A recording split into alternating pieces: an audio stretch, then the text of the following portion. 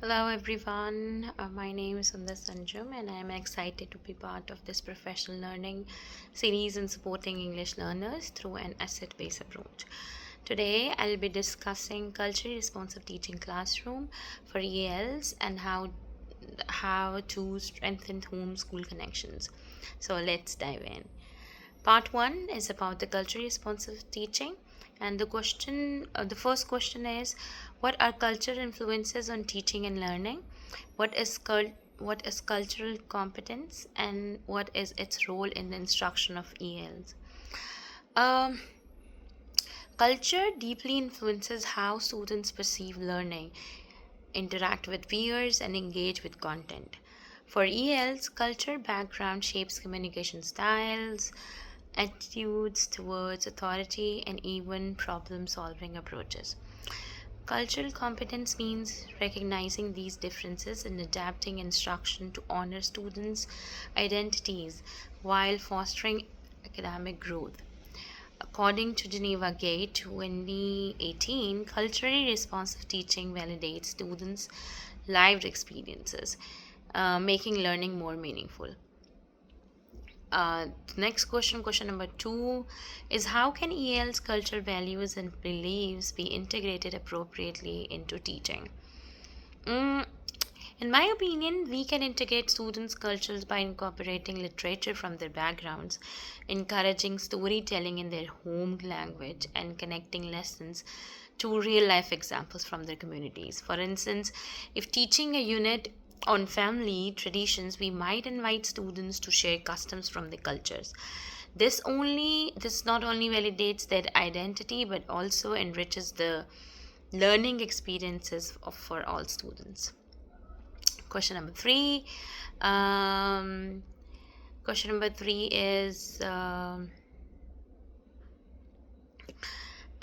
what is the role of culture in student learning, and how can we create an inclusive environment? Culture impacts motivation, participation, and even how students process information. To create an inclusive space, we should display multilingual signs and culturally diverse materials. We can use cooperative learning strategies that align with culture values, encouraging peer mentoring to build community. Um, and this is shown by the research by NATO and Board 2018, which highlights that affirming students' cultural identities strengthens engagement and academic success. All right, now let's go to the part 2, which is supporting the needs of ELs in the classroom. Question number 1, how can we respond to the diverse strengths, needs, and identities of English learners, including those with special needs? Okay, differentiation is key. Some strategies include using visual aids and scaffolding, like graphic organizers, frames, providing choice in assessments, for example, oral presentation instead of only written tests, collaborating with ESL and special education teams to ensure individualized support. Question number 2, how can we meet the social and emotional needs of English learners? ELs often experience isolation or anxiety. We can support them by creating buddy systems with peer mentors, incorporating social emotional learning activities that discuss identity and belonging. We can offer safe spaces for students to express their concerns in their home language. Question number 3, why is understanding students' social, emotional, and culture needs important when setting classroom routines? Routines should reflect cultural responsiveness. For example, some cultures value command work over individual tasks, so flexible grouping may be beneficial. Establishing clear, predictable structures while allowing for culture flexibility helps English learners feel secure and respected.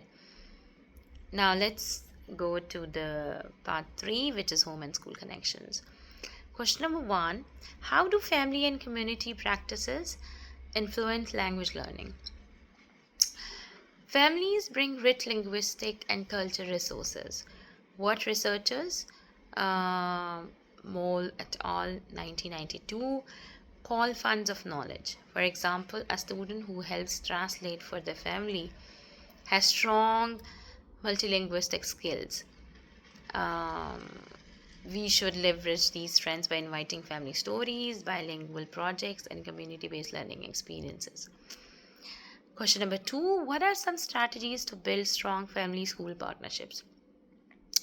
Effective engagement includes hosting bilingual family nights where parents share traditions, using translation tools for communication, providing workshops on how families can support literacy in any language.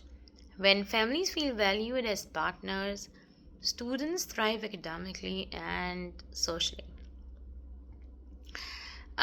In the end, by embracing an asset based approach, we empower English learners to see themselves as capable learners.